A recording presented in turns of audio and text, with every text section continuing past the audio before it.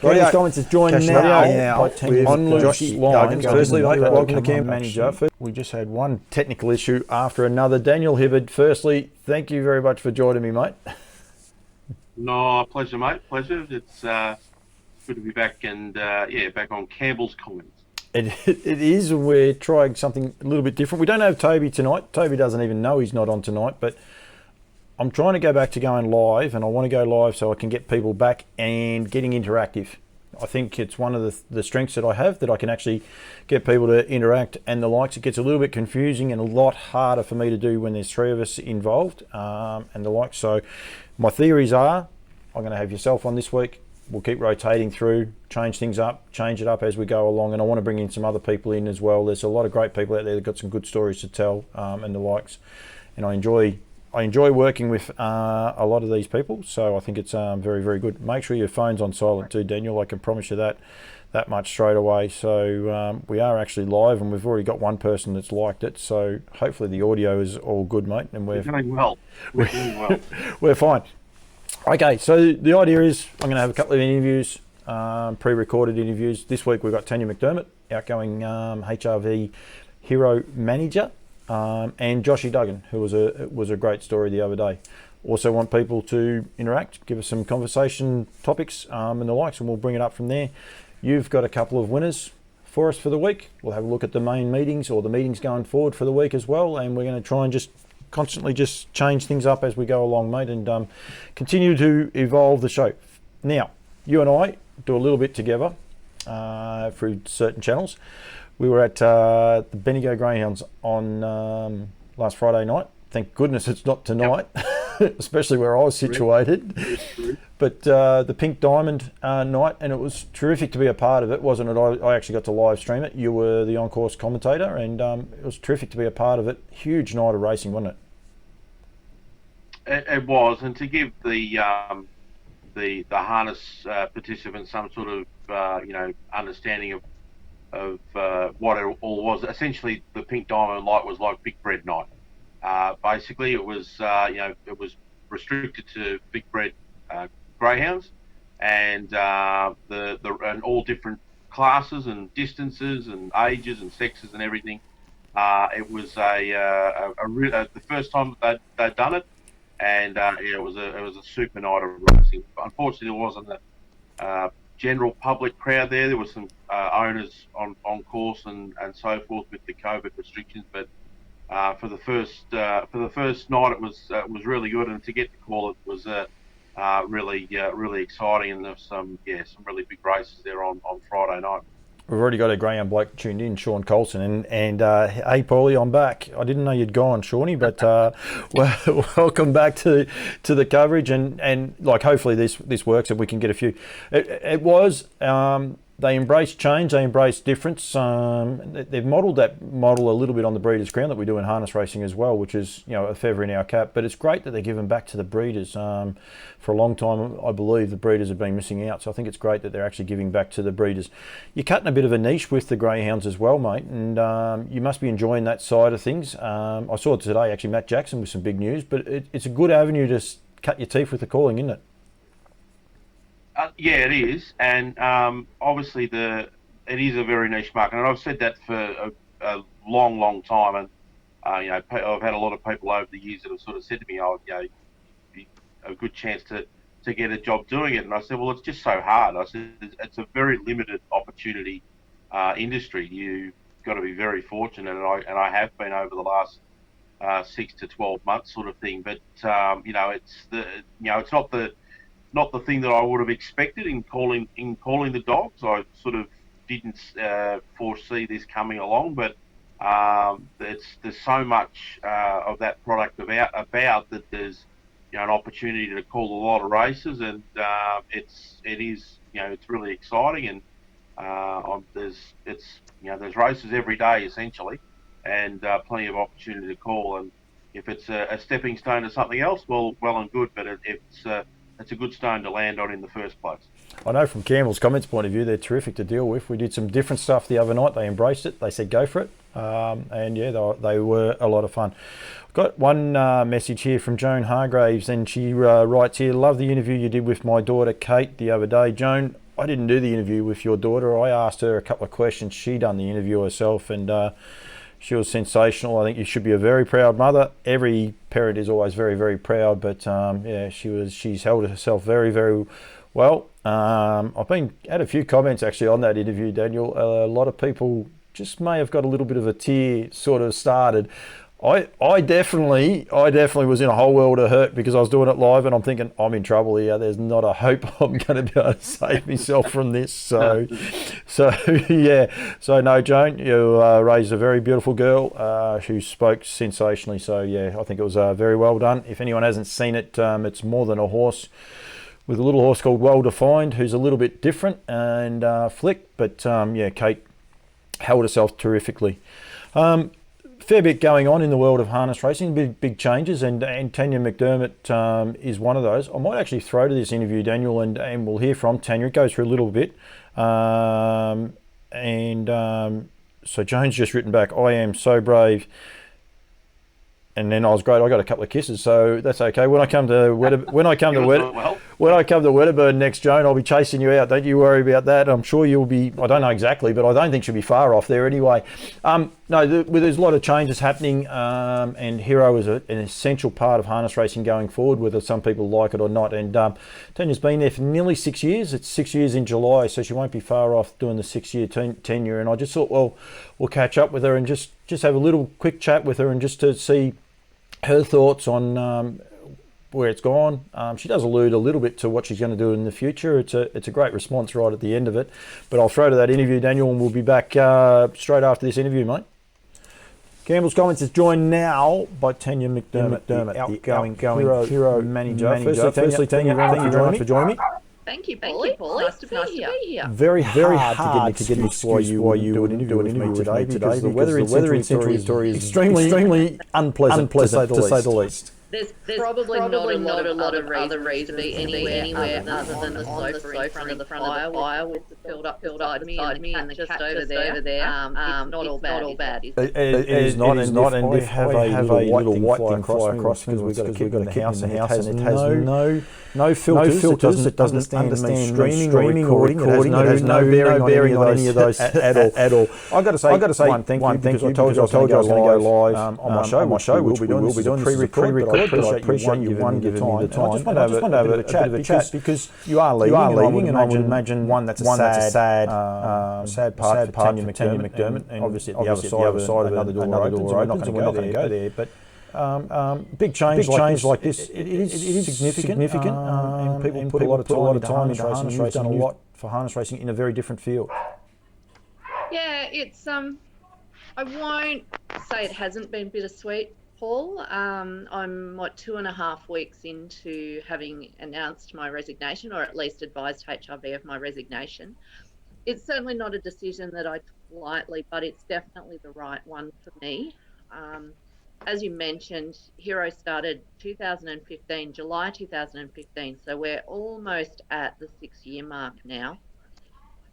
And it's been an incredible ride, but it's been really hard. And I don't say that for people to feel sorry for me. I've had an awesome time. I've really been proud of what we've achieved. But it is a job that I'd probably describe it a little bit like the iceberg scenario, where what you see above the water out in the public environment is actually quite different to the reality of the all-encompassing beast that is the Hero program. There is a lot of stuff under that water, and I won't lie, there's been times when I've been drowning. I really have. It's been a double-edged sword that the industry has embraced Hero the way that it's embraced Hero, but likewise that up until certainly the most recent few months, we've had really limited resources in the context of what we've been doing, and that has made it hard to meet everybody's expectations and everybody's demands and everybody's requirements of a rehoming program. And at the end of the day, that's probably worn me down a bit, Paul. Physically and emotionally, I feel like I've given everything that I've got to give to the program, and I've got it to a point where I'm really proud of what's been achieved, but it's the right time for me to give up my baby, hand it across to somebody else, and explore what's out there in the big wide world. You mentioned the iceberg theory and the likes, and I well and truly appreciate it. I would imagine that the start of that, it was a little iceberg that was going to be, the hero program, and now it could nearly be a continent. It could nearly be the Atlantic. So because it does get bigger and bigger, and you say about resources and all the rest, you keep going while you can, but it does get to a tipping point, basically, doesn't it? With it gets to that stage where it just can't manage. As you said, you start drowning. Yeah, most definitely. The small iceberg that started is Antarctica now. Yep. And it's probably Antarctica on steroids. And that's, as I said, fantastic and really hard all at once. The good news is that there are now lots and lots of more resources being dedicated to Hero. There's more retrainers on board. Brent Fisher, since the Integrity Department took over the overall operation of Hero, has been incredibly supportive in being quite hands-on with the program. He's brought in extra staff members to assist. So the wheels of change are coming, and it's going to be really good moving forward. There's going to be a lot more people, a lot more hands on deck, and a lot more horses in retraining and able to come into retraining at any one time. But up until this point, it's been less well resourced, and that's the thing. When you start out with a program from the absolute beginning, and I came in when Vaughan Lynch had an embryo of an idea that Harness Racing Victoria would like to have its own dedicated industry re-education and rehoming program for retired standard breds, that we'd like to consolidate the people who are out there doing it off their own bat. And there were people doing it at that time, and there are still people doing fantastic work well behind the scenes, well out of the spotlight of the Hero program. But we wanted to just give an overarching umbrella to support and encourage the industry and the people who are really passionate about finding great life after racing homes. But we didn't know what it would look like. So it's had to evolve and grow. Paul Campbell, you must turn your telephone off before you start an interview. Rule 101 of journalism. I actually thought I did, but anyway, that's okay. It's fine. Continue on. I might have thrown it. I may have. Starting with, so we started out, we didn't know what we were doing. Happy to put my hand up and say we didn't know. We had an idea of what we wanted to do. Where we got to was well beyond what I had ever expected. And that's because the industry just got 100% behind and said, yeah, absolutely, this is great. And we want it to grow and prosper and evolve and become something that everybody can be really proud of. So that's where we got to. But yeah, I didn't know what I was taking on. I was the most exciting person in the world. I thought I had my dream job and that it was just going to be happily ever after. And lots of the time it was happily ever after. And it was incredibly fulfilling and rewarding. And it brought me some of the happiest times in my career. But there was some down times as well.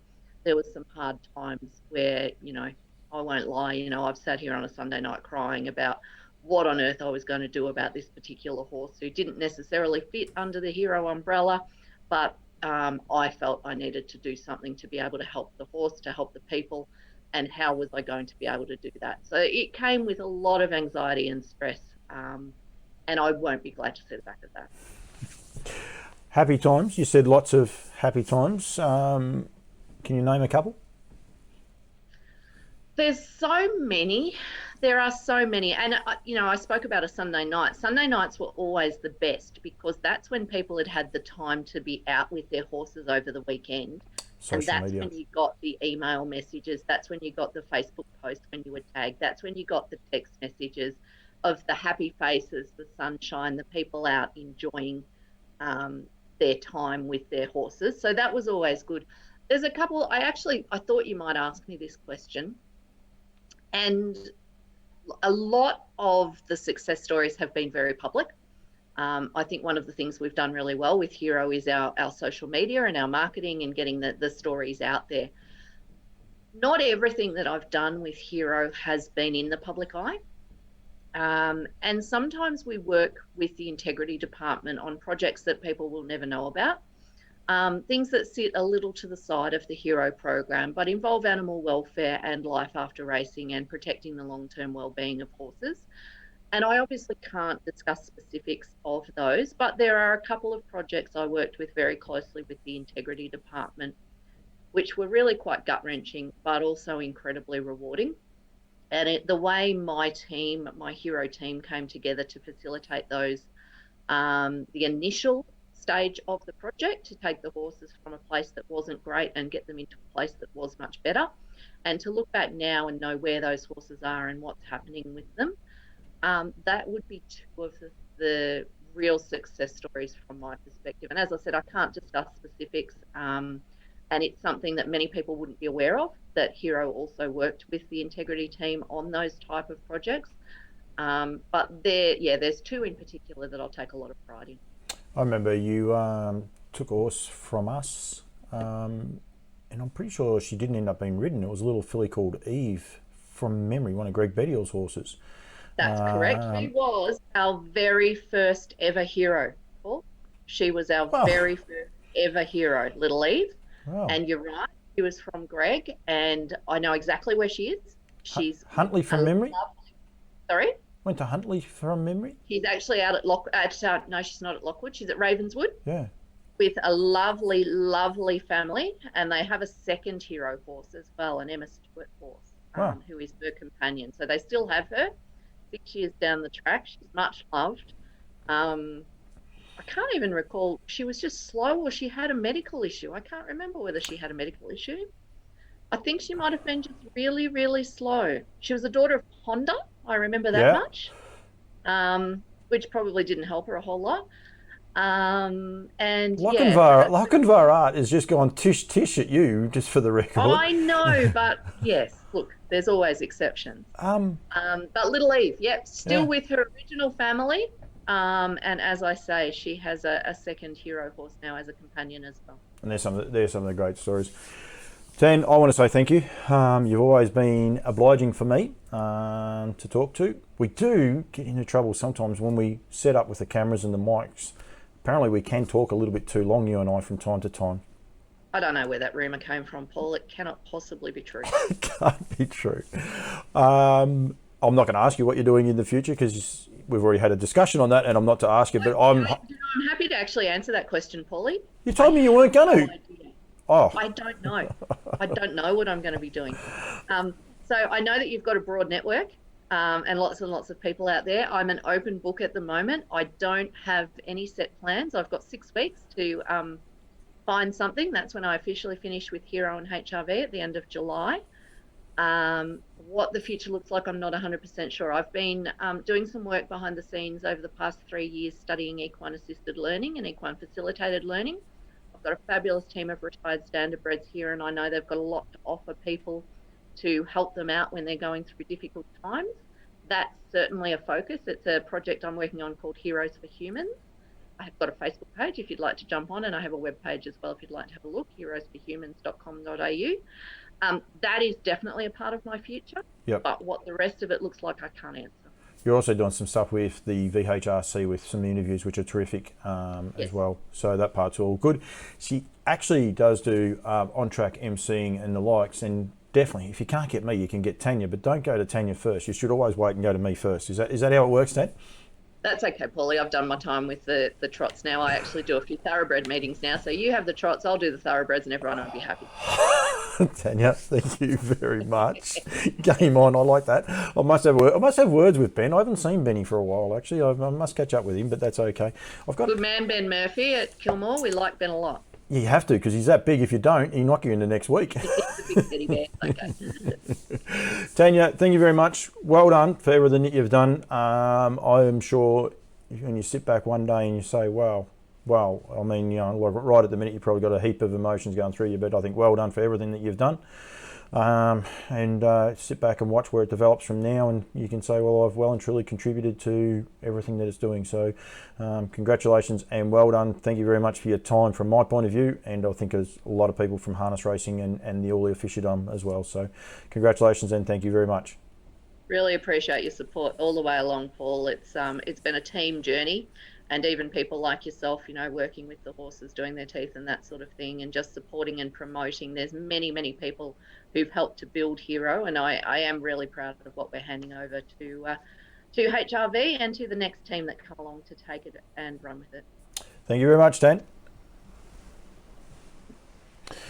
Right, mate, we are back. I do apologise to everyone for that echo. As I said earlier, Daniel, we're trying a few things. Clearly, that one didn't. That didn't work. Luckily, I thought I had to go off to the toot, but I thought I better just listen to it first. I'm glad I did.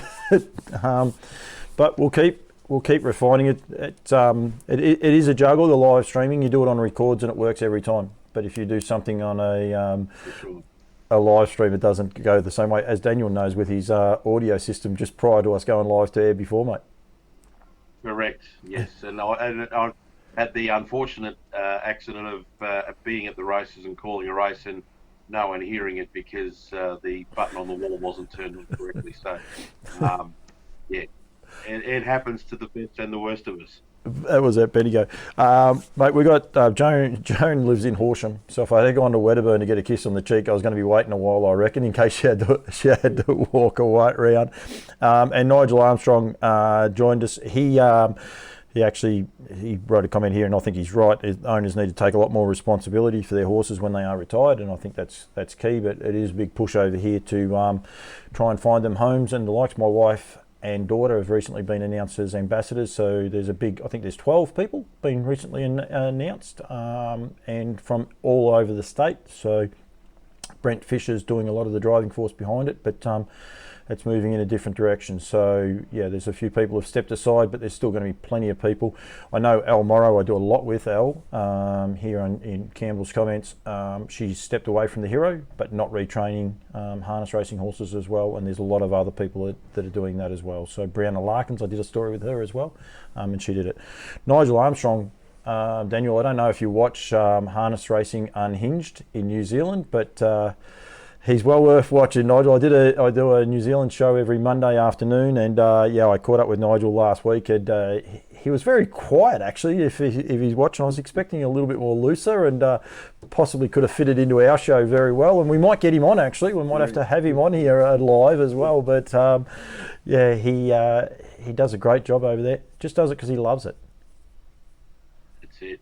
And just that interview with Tanya, it just goes to highlight the passion people have for the sport and our participants and all that sort of thing. But you can also see how draining it can be, and how much work actually goes into not only the Hero side of things, but also the racing and the driving and all that sort of stuff. So it can be a really taxing industry to work in. And obviously with everything that Tanya's done with the Hero program, it's she's done a lot, and she's obviously probably in some regards she's probably done too much by herself, and it just highlights that people need to make sure that they look after themselves when they're in the sport. Always look for help and ask for help, because you just don't want to you don't want to burn yourself out, but you don't want to hurt yourself, and you certainly don't want to hurt other people as well, because it's it's a sport we all love, but you've got to look after yourself as well. I'd imagine once she does officially retire, like she hasn't officially retired yet, there is going to be a fairly big exhale, and she may hit a wall. Well, she's actually watching, so we better be careful as to what we say with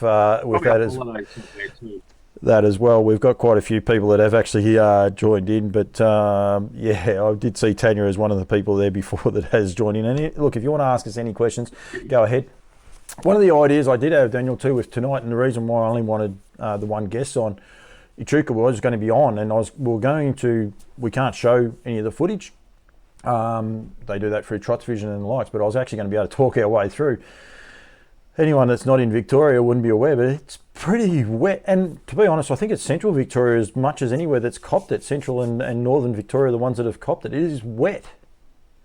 Yeah, we've had the rain's been pouring down here at Marutna for most of the day, and certainly in Shepparton as well. So I'm not surprised to see a Chuka get called off. Obviously, it's a bit disappointing with some participants. I did see a tweet from Greg Sugars that he was pretty much almost there and had to turn around and go home. So it's a long trip for them when you don't get to race. But unfortunately, when these conditions prevail, there's not much you can do. Safety's obviously paramount, and that's what the decision was to call it off.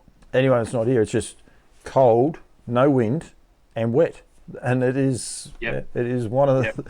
just one of the, just steady drizzle. It gets a little bit heavier at times. It's been heavier here on the roof probably the last hour or so, but yeah, it's just been a steady stream of drizzle and rain all day.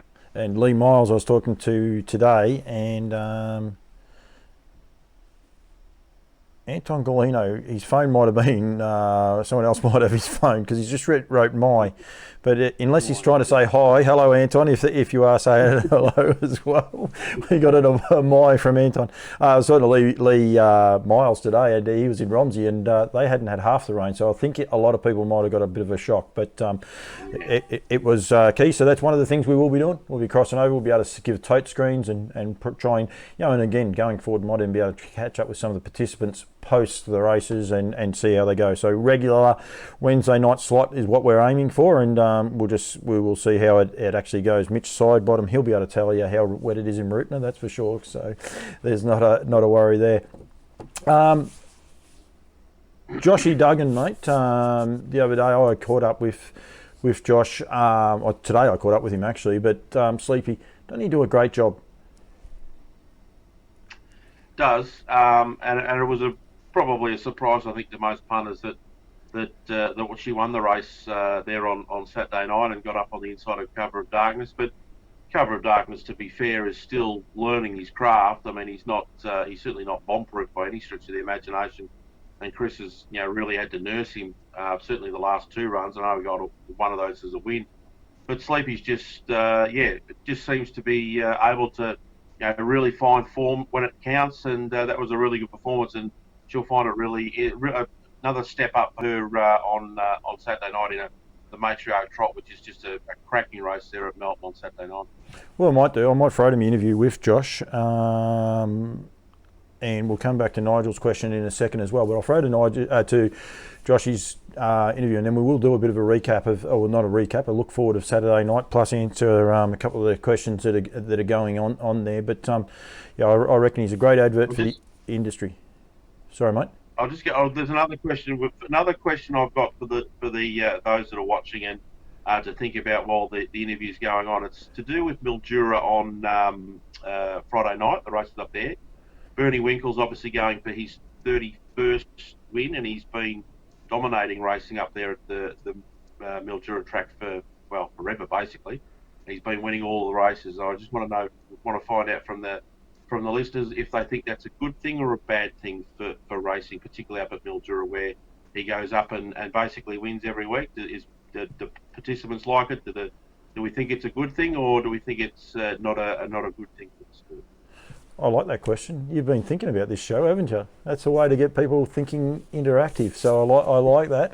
Right, we're going to we'll go to Joshy's interview now. We'll be back. It's about a 12-minute interview, but he's a great young man, Joshy, and we get a little cameo as well. There's a bit of a walk by behind, but we'll be back not long after. And I would love some questions, or love some response to Daniel's question. Is Bernie Winkle good or bad for Mildura harness racing? Is pretty much what you're asking, isn't it? Pretty much, yeah. Just to see what the people think. Rightio, we'll throw to Joshy now. Rightio, cashing up now with Joshy Duggan. Firstly, mate, welcome to Campbell's Comments. Thanks, boy. Been a little while. I probably should have had you on a few times earlier. Someone's sister might be getting a bit angry with me if I don't hurry up and get you on, I thought. Oh, well, you got to take your time, but I'm sure she'll be all over it. She will be. She will indeed. Mate, I want to have a chat to you. One, the other night, the win on Sleepy, and it was much publicised that you beat Chris. A lot of people say you beat the boss. I don't think people realise how your farm, or the farm where you work, actually operates. I think you and Chris are on a level playing field, and you look up to Alison. Yeah, well, no, that's right. We're just the workers. Alison's the boss, so we just got to do what we're told. But yeah, we do get a bit competitive. You do indeed, mate. And one, congratulations. It was a good drive. A lot of people are going to say He sat behind the leader. He got up the inside of the favourite and beat it home. But she is a hard horse to drive. She's not an easy horse to posse up and put into positions, and that is she. No, well, thanks, Paulie. No, well, that's right. She's so big and strong, and like her other few wins, she's been just out in front bowling along. And the other night she got a little bit keen when Chris come up outside me, but I elected to take the trail, and it worked out good in the end. And it was a good win, and she won very well, like in first up. But she hit the line as good as I reckon I've ever seen her. Yeah, well, that's for sure. Well, they ran home in 27.7. She's pretty versatile. She can do a tough or sit sprint style. And the other night, like through the corner and down the back, she was absolutely jogging. I was in two minds to come to the outside or the inside, but my horse, well, Sleepy, she wears a Murphy on the inside, so I didn't really want to go to the outside, and the other horse runs up the track a bit anyway, so it was always going to work into our favour. She's an exceptional horse. Firstly, we'll go back just before I go too far on her. You've now had 3 drives on her, 2 wins and a second, and say good day to Jim for us. He just walked behind you. Yeah, he's right up on us. Two wins and a second. I hope you just keep pointing that out to Chris, but that's actually a really, really good record on a horse that just keeps developing. She keeps going up in class every time. You know, like, she's doing a great job. You've done a great job with her as well. Yeah, no, well, thanks, Paulie. But, well, Chris has done an excellent job on her too. Like, I think he's got a 50% strike rate on her. But yeah, I've had the 3 drives for 2 wins and a second, but I was probably only lucky enough to get the drive because Chris hurt himself early when she kicked him. So it was a blessing on my part, but not for his part. But yeah, no, well, she's so big and strong, and she just keeps stepping up every time she goes out. That is the kick, isn't it? That's the kick that pretty much put Chris out, put him in hospital. Was from Sleepy. Yeah, no, that's the one. He was out rugging her, and she squealed and kicked him in the back of the leg. And well, Chris being Chris, he just thinks, oh well, I can push through, but it just got the better of him and put him in hospital for a while. But I suppose you just got to look at those things now and think, well, if you do get a cut in that, you got to be pretty careful. Yeah, absolutely, and always be careful, especially when rugging horses. I think it's one thing that we take for granted, and I'm sure Chris is a little bit more smart about it, especially when he's rugging her.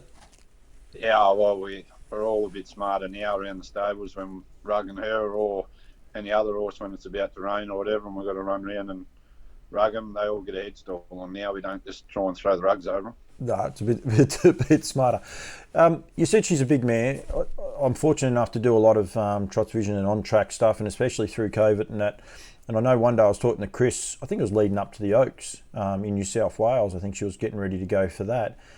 And I couldn't get over her backside as to how powerful it was, like sitting, behind the driver sort of thing. Like she's a big mare, but she looked like she had that development stage. Watching that race the other night, she looks like she has filled into that body.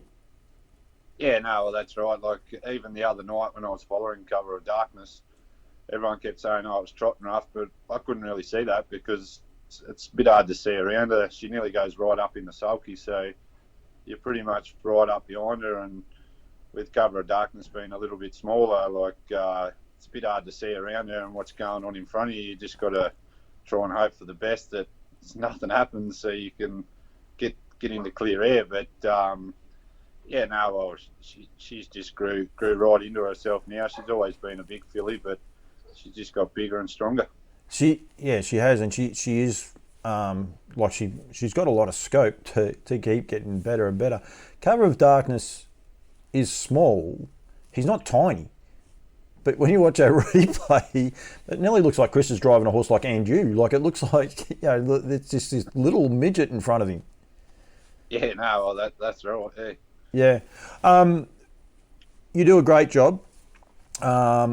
You fly under the radar a lot, I think. I think you do a really good job. We're one of the worst, but you tend to get called up for tricky horses from time to time, and you quite happily go and do them. I'm talking to you now at home because you're going to Echuca to drive one horse for Paul and Curry Males, and I don't think it's that easy a horse to drive. When you get on a horse like Sleepy, do you sit back and say, man, I wish I could do this all the time, or do you just appreciate it when you get on a horse like her? Oh no, well, I appreciate it because, as you say, like I do drive a lot of naughty ones, but I don't mind, and I don't mind going to the races for one drive or one or two. You gotta do those hard yards, and when you do get on horses like Sleepy or Boy from Bondi or something like that, you do appreciate getting on some nice horses that can race in town. And just lately, like you said about Boy from Bondi, but you're really finding the groove now, Josh. You seem to be. You're getting on horses and consistently winning on the horses, or putting them in a position where they can win very consistently. You must be happy with how things are tracking at the minute. Yeah, no, well, I am for sure. Like, I think when you drive nice horses, you drive with a lot more confidence. So you get to put them in the right spots, and you get to probably be in front or up in the firing line. But when you drive well, I shouldn't say the no good ones, but the ones with a little bit less ability, you just got to drive for a lot of luck. But like I said earlier just then, like when you drive the nice ones, you drive with a lot of confidence, and I think that helps you a lot. For anyone that's wondering, we actually put him on Lucinda Mack, who's actually over the back of me, and she's not a nice horse to drive. Sleepy is not a nice horse to drive either. Like, she is when she goes past the winning post, but she has got her fair share of tricks as well, hasn't she? Yeah, well, Lucinda Mack, it wouldn't move out of the stables tonight. I drove her to Bendigo and then bolted on me in the warm-up. But yeah, well, Sleepy's got her tricks too. Like, she's got to wear a rearing strap, otherwise she goes pretty high at the start. And even warming up the other night, she kept trying to pull up at the gate. So that was in my mind too. If I held the front, what would happen if I got to the gate. But yeah, well, as you said, she does have a little quirks. You did a good job on Lucinda Mack too. If anyone's wondering, no, he didn't win. I think we may have ran closer to last, but Josh, he did get her around and done a very, very good job, because anyone that's driven her knows. I think even Chris, I was about to call him the boss and got it wrong, but the one time he drove her, he came back and said, well, I'm better for the experience. But that's what I'm saying. You don't get a lot of chances. You get on what appear good horses. People say, oh, it's great, easy to drive a good horse, point and shoot. And she is a good horse as far as her ability goes, Sleepy, but she is not necessarily a good horse to drive. And I think that's where you do a great job. How long since you've been a junior, Joshy? I was just thinking when you were talking to you then. I'm not too sure. It'd be probably nearly 4 or 5 years, I reckon. You'd have to be, in a way, happy, because you don't have a major stable sticking up for you or anything else like that, apart from Chris and Ellison, and they do a terrific job with you. But you don't drive regularly for any one particular stable. And thankfully, from my point of view, you haven't been lost to the industry, mate. Like, you've consistently been there year after year, and right at the minute, things are going terrific. Yeah, no, well, when I was a junior, I was driving a lot of Eric and Glenn's. They was a good supporter of me on, and Lils and that in the end. But ever since I've become a senior driver, I haven't really had that one stable where I've got to stick to, and I just keep getting drives here and there, which I don't mind filling in for people when they can't drive. And I always say, like, if I do fill in for someone, I don't want to be trying to steal drives or anything like that. I'm just more than happy to fill in when I'm there and do my best I can. I think you do. I think you well and truly do your best. Yourself and Monty, you've recently had Hudson, although he's 8 months old today, and that is a life changer. Have you found that balance, like working? You used to work pretty random hours, I suppose, for Chris and Ellison from time to time, and to come home. How's that juggle been? Yeah, no, yeah, he's 8 months old today. Yeah, well, when we first had him, I don't think I've spent so much time on the road. But in one way, it's good because the money's still rolling in. But it's a life changing, and I wouldn't change it for the world. No, I got a 15-year-old version, mate. Trust me, don't change anything for the world. They're the greatest things. They can level you. I can promise you that they'll level you very quickly. But yeah, no, you're in for a lot of love, mate. Well done. Keep it up. I love what you're doing, Joshy. I think, and it was great the win the other night. I think it was, it might have been lost on some people, but winning the Noopy kiosk, I would imagine that meant a lot to the family. I know Chris has won it before. I can't remember who he won it with. Might have been Wobbles. I'm not sure, but I know Chris has won the race before. But that race itself has a great lot of meaning for the farm where you work. Yeah, no, that's for sure. It's a good. It's I wasn't there when Noopy was there, but he gets talked about a lot, and there's some of his shoes hanging up in the shed still. So, but yeah, it meant a lot to the Alfords, and was just lucky enough to win it with Sleepy. When you stop and start talking about some of the trotters they've had, and we put Wobbly in that category as well, they've had a fair share of random trotters, I could say that much. Blessed with a lot of ability, but they all have a little bit of chinks in their armour as to some ways, but no, they do a very, very good job. Joshy, thank you very much. Hopefully it's not the last time I have you on Campbell's Comments, mate, and I probably should have had you on a few times before. So Beck, I apologise, but well done, mate, and congratulations. I think it was a great win, and I think thoroughly deserved, so well done to you, mate. No worries. Thanks, Paul. All right, mate, we are back. Daniel, unfortunately, is on the slight delay, and the echo we had before was so Daniel could hear all the interviews. Unfortunately, you just missed the last little bit of it, Daniel, but I was just saying about the quality of trotters both Chris and Barry and Alison have had over the journey. They've got an enormous amount of trotters that just go so good. They've all got their own little quirks, but he's a great man, Joshy. We don't hear enough from him. We don't get a lot of people don't interview him for some reason. I don't know why, but I think he's a good interview, and he's very well spoken, and he's a good man for harness racing. Yeah, what you were mentioning about the fact that he was a really top junior driver, or concession driver, I should say, concession driver when he in his time as a concession driver, making that step to a senior driver at times we do lose a lot of participants, which is unfortunate, and it does, but it's just one of those realities that it just happens. But he's just been able to maintain a great level. He's certainly not battling for premierships and things like that, but he's driving consistently. He gets his drives every week, and he'll more often than not he'll have a couple of winners a week sort of thing, and that's what you've got to have.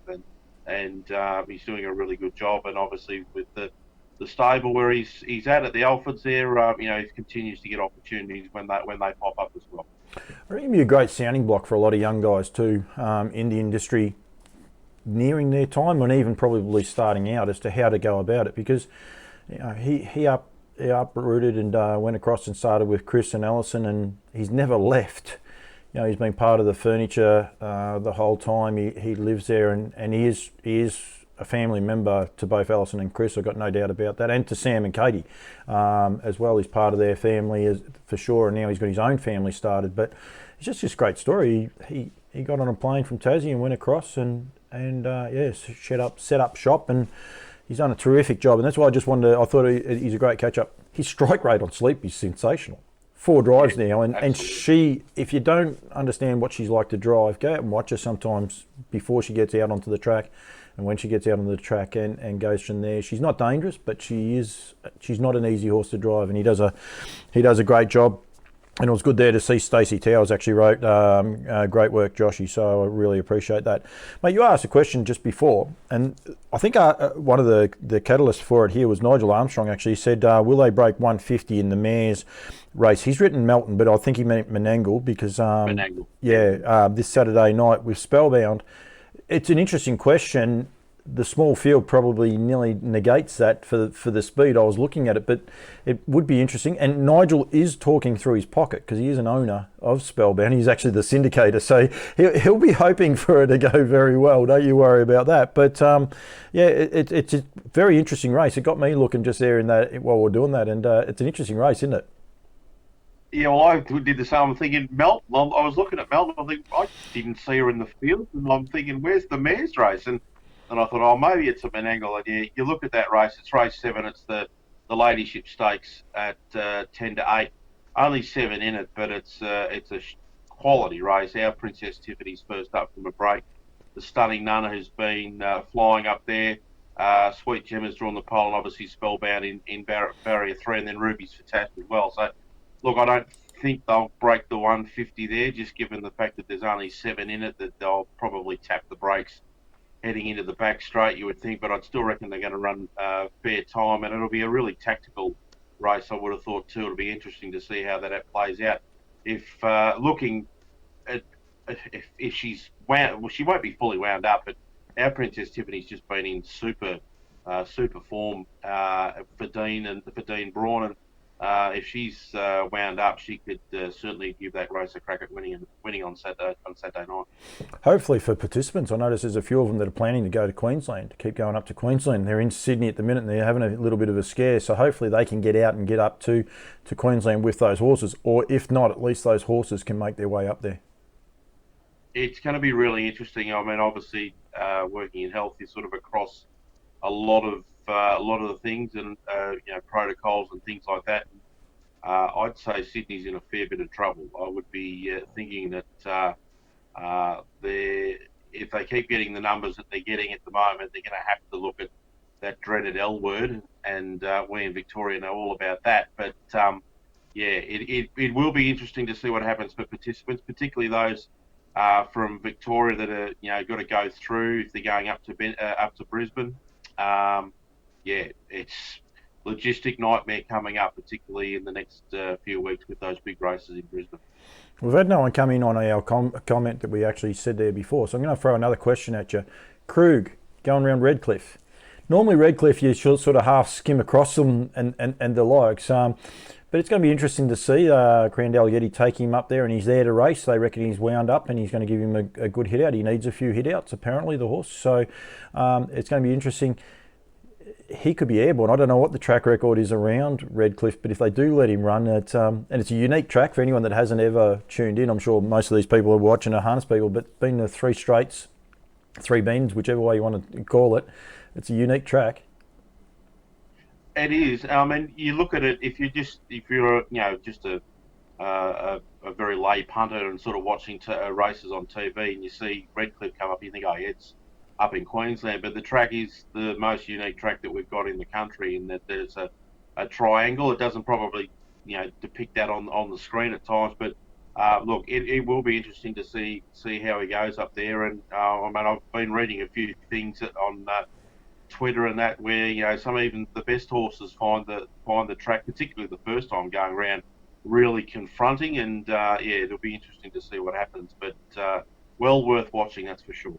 I drove up there once. I was expected to lead, and I did, and they told me, watch the peg down the back straight the last time. I'm like, yep. So you do your prelim, you watch it, you go out there, yep, that last lap, this peg just comes from nowhere. It just sort of, because the horses just try to take that corner, and there's this one peg that is there, and it went straight through the horse's legs. So, yeah, it is a very unique effort. Rightio, back to your question and the likes with Bernie Winkle, and I actually love it, and I've got my answer for you. But before you, why do you think he should be allowed to keep racing up there? What's your take on it?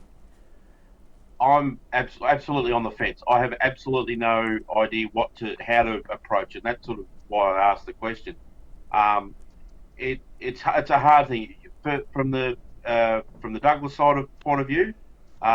He's winning everything up there. He's winning prize money. He's making an earn for them. So there's absolutely no reason why they shouldn't do it. And that's that's the fair thing to look at. They're going up there. They're making the long trek up there to race every week, and he's winning and he's racing well and so forth. On the other side of it is what is it doing for the other horses that are in that grade, and being unable to win the biggest stakes, particularly when they do race that they have that odd $20,000 race that's up there. Not that they have that all that often, but he's taking the lion's share of all the stakes home, and these horses are basically running 2nd to 7th or whatever, and are just finding it really hard to earn. So I'm torn by, I love the horse because he's such a marvel up there, but you do, on the other side of it, you do feel for the participants who are trying to win races with these horses up there and are just unable to, because he's he's dominating up there, and because of the spread of class as well, it makes it the races are sort of 70 to 120, so there's a lot of gap between it, and it's just it makes it difficult for those horses in the 80s, 90s that are up there to try and win a race, and because he's winning all the time. I'm fascinated by arguments on both sides, because it's just an interesting little tidbit that's popped up with him winning so much. Well, Nigel Armstrong has responded there. He's got no problem with a horse racing every week as long as the fields are getting tougher, or they're racing off a bigger mark. Unfortunately, Nigel, in Australia, we don't have standing starts. Wouldn't that have been a great leveler for Bernie? For a start, we don't have standing starts for the pacing bred horses, and they're not getting tougher because he's racing up into a restricted area, I suppose, or a restricted company. But the flip side of that is when you threw this question to me, I actually went and had a look. Now it's a 70. Well, it's nothing. It's up to 120 is actually the race. So it's an open-ended free-for-all. Race 9 on the card is a 62 to 75. There's 3 horses that would be eligible to contest that race: Augustus Jack, Heart of Cooper, and Kiang Shady. Now, Augustus Jack would have had to have had a junior on, because it's a 76. Yep. So I'll take a little bit of liberty there, though. But Kiang Shady, as a 70 raider, would have drawn 3 or 4 in the next race down, and Heart of Cooper would have probably drawn alongside of him almost. They could have drawn 3, 4, 5 somewhere along those lines. Those 2 horses, they've opted not to take on Bernie, not take him on and go there. And then the other counter argument, the other positive is as well that Julie Douglas only has 1 horse extra in that race. They're not making the fields up. They're not putting 3s and 4s in, and the locals are prepared to take them on, and they are the locals up there. Boris has put 2 in, Kate Addard, Aaron Dunn's travelling from Horsham, to take him on. So some people, Shane Sanderson from Charlton, so they're not worried. So the participants aren't worried. It's not like it's being put on and Douglas is propping the field up. Aussie Battler, that's where he's cut his teeth, and he's probably a chance of beating him actually if he gets off the arm and can get a little bit of an easy quarter. So it is an interesting question, but I think that at the minute the locals are nearly voting with their feet because they're not running against him. Yeah, and that's it. It's just one of those things with him. If he wasn't winning, it wouldn't be an issue. And it's just that he's won. He's going for 31 up there on Friday night. And look, the way he's going, he's a fair chance that he's probably going to do it again as well. It's just interested to see what people think about that, because he's purely racing obviously at Mildura. He hasn't sort of raced down south for a little bit. But just interested to see what people think about it. I mean, it's certainly not anywhere near Wink's territory or anything like that, scaring them off. But he's certainly dominating up there. No, it is, and a little warning to the locals up there. There is one stable going up there with a driver that are just red hot at the minute. Russell Jack and Lee Sutton. Lethal combination. They're taking 2 horses up, and interestingly enough, they put Young Rooster in the $7,000 race. They just went. Going to say that was probably the one that I looked at. I thought, well, he's probably he would have drawn 2. Yep. In that race, and that probably would have been a decent barrier for it. But if he can get a win up there, he certainly deserved to win. Young Rooster, he's going really consistently at the moment, and it's probably the easiest race he'll have been in for a while. And Stacey Towers just said there, well done to Julie for placing the horse where she can, where he can run the best and earn the most money, and I totally agree.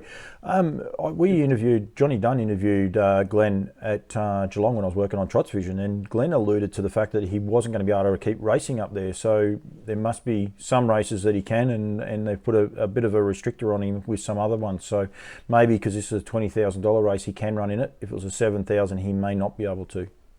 Yeah, I'd say they probably put a 7,000 and restricted earnings or something like that, so that that he can't run in it. And that's nothing against him, but it's just probably a way to ensure that there's other horses that can win a race and go up in grade and up in the ratings points as well. Nigel said there, are they preferential barrier draw or even spellbound? Got beat last start.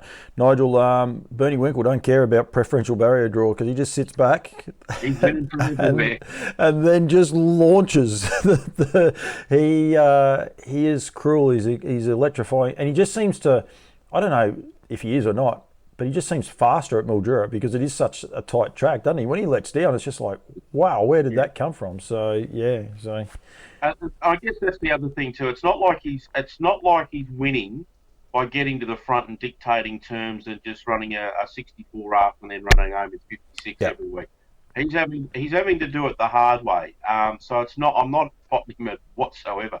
It's just he's having to earn the win. He's not getting it on a silver platter. He is having to earn it, and he's doing it. And for him to be consistently performing at this high level, I know it's Mildura, but he's still performing at a really high level to win those races, and he's doing a fantastic job. And Julie should be commended for the effort, the work that she's done, and also for Ellen for the drives. I mean, we sort of probably forget about Ellen a bit. She, he's prepared to go up there every week to drive him to win. Where she might forego opportunities at whether it would be a Bendigo or a Shepparton meeting.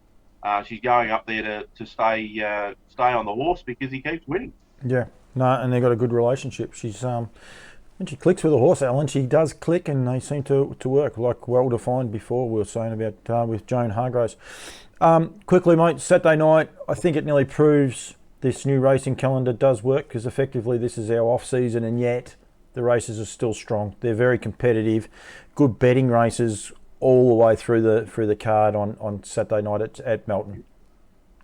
Yeah, so essentially this time of year, you're sort of at this week, you would normally be getting into your Vic bred heats, probably for the trotters.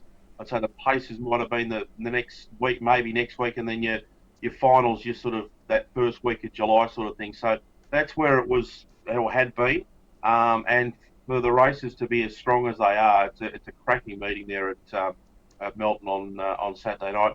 Two races for me that are the big watches of the matriarch trot for the 4 and 5 year old mares. I honestly don't think it's the trotting mares, I should say. I honestly can't think of a better group of 4 and 5 year old trotting mares that they've been able to put together. There's some horses that are going to go around at a really decent price in this race on Saturday night that could surprise. And you'll get after the race, you'll think, oh, how could I not back that horse? And that's the sort of race that it is. You've got Sleepy's drawn the inside of the second row with King Lavana, who was brilliant first up. Pink Glass was first up and ran fourth, was a good effort. Monaro Maro's been going really well. And then off the front line, you've got Royal Charlotte, who was only beaten a pimple by Illawong Stardust, and then the Chris Finozio pair of Norquay and Peregrine Phoenix. It's just and then I'm set to go out the back as well. It's such a good race, and that's probably the one to watch on Saturday. And then the Blacks are Fake free for all. David Aiken's obviously got a stranglehold with 3 key chances in that race. But then you've got Shadow Sachs, Better Be the Bomber, Shadow Sachs in particular, who was really good last week. Boy from Bondi's been in great form, and then Code Bailey, who was a good run last week too. Some really cracking races there at Melton. The mares race, look, I'm partial to Peregrine Phoenix because my best mate owns it, but she's at about 30 to 1 drawn barrier 7. Probably just have $1 each way on a saver on her. But look, Kiang Lavana was fantastic first up from the spell. If she gets a decent run, she's going to be really hard to beat in that race. And the Blacks are Fake, Max Delight for me. That was a brilliant drive from Chris Alford the other week. Pulled all their pants down and beat them fair and square. And small field, I think it suits him, and I think he'll probably win the Blacks are Fake. He definitely should. Malcolm's Rhythm was an eye catcher, but just hasn't won for a long time. With the Matriarch, Queen of Crime, big step up in class and everything else like that, but has shown over the journey that it can, if it can get to the front, if it can hold the front, can carve out strong quarters. She could make it a really interesting race, especially with most of the better ones drawing the second line. Like it's very interesting. I think Kiang Lavana just wins because I just think it's the next superstar we've got, as long as she's sound and everything's fine. But yeah, a horse like Queen of Crime could really shape it up. I don't know if she's necessarily good enough yet, but I wouldn't put it past her either to really show her a bit of toe and a bit of speed like she can. So yeah. Well, if she sets it up with a fast lead time, it'll be a really interesting race. Yeah, well, and the other was I'm interested to see is Code Bailey off a soft run. They can't quite get him there. I reckon he won't be too far away. It'd be interesting to see how he goes in that field. He might have to be driven a lot quieter, and that could be really key to his chances. Rightio. Barrow-Stock, they're there somewhere. They generally sponsor you for a trial winner. And you're not too bad on these. Craig Rail and yourself, you try to stand on each other's toes. Has Craig picked this one out yet? He didn't really. He didn't actually. In his little snippet, but he actually went for a horse that finished behind this one at the trials, and which was a bit of a surprise. He marked it as his black book, but this one for me just really stood out at the trials at Shep last Tuesday a week ago, and it's War de Soleil for Justin Livingston. Lee Sutton drove it in the trials, and it's in a race tomorrow at Kilmore. It's in the first race 1, number 4. Stepped away nicely from the stand, was probably a little bit too keen in the run, but did everything right and still zipped home in a 58.6 last half. It's only a 46 rater, which is obviously fairly low in the rankings. It's only won the one race from 14 starts, but based on that trial, if it repeated that trial, I would expect it to be going close to winning the race, particularly on the times alone. So, War de Soleil was the eye catcher from the trials. That was over a week ago now. We've got trials again tomorrow night, but it's been a little while between drinks for trials at Chet, but that was the one from last Tuesday. $6 it's paying, and as you said, Lee Sutton maintains the drive. The only problem is it's a mobile standing start, but yeah, it's still a very winnable race. It's an up to 47, so makes it an very interesting race. He's doing a great job, Lee Sutton. I reckon he's doing a ripping job since he come back. He has his own. He has his own demons and all the rest, but he's doing a great. I might have to try and get an interview. I might have to sit him down and tie him down to get the interview, but I'll try and get an interview with him. He's doing a fantastic job, and he's been well looked after here in the GV with plenty of opportunities. Obviously with Russell mainly, but he was always a very good junior driver, and he's continuing to develop his opportunities. And when he gets a chance, and that's all you need sometimes, is a chance, and he usually capitalises, and he's been driving superbly. Absolutely. Haven't got any other questions come in. I think most people tend to agree with us, but we do appreciate it. We're going to try, as I keep trying to build it. Mate, tomorrow night, 5:30, 5:45, I'm doing a live cross with Woodland Stud for their announcements for the breeding season going forward. They've got a couple of key little announcements that are going to come in, so that'll be 5:30, 5:45 on Campbell's comments. Make sure you tune in. Mark Hughes and Stace will be with me definitely, and there's a couple other people potentially going to be on board. They're doing some good things. They've got both Lather Up and American Ideal standing here in Australia, so they're investing in Australian harness racing. They bought a horse at the Nutrient sale earlier this year, a little filly that Gary Toolman's broken in. It's going to be trained in Australia. Woodland Stud are really starting to come to the fore here in Australia and the likes. And on the July 4th, I'm doing a live breeding podcast. So the Breed to Succeed are starting back up. And July 4th, which is not, I think it's 2 weekends away, I will be catching up with Nick Hooper, and we will be having an interview with him and announcing what's going on. It's a little bit of a different scenario this year. There's going to be a couple of live shows, which we won't be streaming live, but we'll be capturing as much of the content that goes on, but it won't be going out live. But we'll be encouraging people to go there. Both one's at Shepparton and one's at Ballarat. So if you're in those areas, make sure you contact the clubs. And if you're anywhere in the middle, as in Bendigo, pick your demon. Go to Ballarat or go to Shepparton on those dates, because they're key. They're ways of, I suppose, increasing the profile of the breeders, plus making our product more sustainable, which is what we're after. Again, Hero. We want less horses in the Hero, more horses on the track. and continue racing and having a product where we, as we say, we're coming into the guts of winter and we're still talking about Saturday night meetings. That's it. Absolutely. Your week ahead, mate? Bendigo Friday twilight calling the dogs there, and then they've got a little bit of a quiet period until another one the following Friday. So just got the roster out for July, so we've picked up a few more meetings there, and yeah, things are going well with the call. Mate, Nigel Armstrong's coming on. I think Tobes will be on the bench for a week. We might have to get Nigel on next week. Is that 5:30 convict time? Yes, Nigel, that is 5:30 Australian time. 7:30, you'll be able to have your slippers on and the fire going, mate, and you'll be fine sitting there enjoying. He doesn't mind Australians as long as he doesn't have to talk to them, he reckons. Yeah, you're right. All right, mate. Thank you very much for helping me. Something different. Worries. As I said, and we'll try and build it, try and grow it. It'll be a little bit more to talk about normally when we've got a trot meeting on. That's the idea. Is I don't really want to put a timeline on it, how long we go for. And if there's a trot meeting on, we'll commentate about those races. Obviously can't see them, but we'll be able to tell you who wins them. And if something happens, we might be able to ring out to the club and go from there. But yeah, try and keep changing it up. We'll get some more guests on every week as well and change it up. Daniel Hibberd, thank you very much for joining me, mate. This has been Campbell's Comments on Loose Lines Live.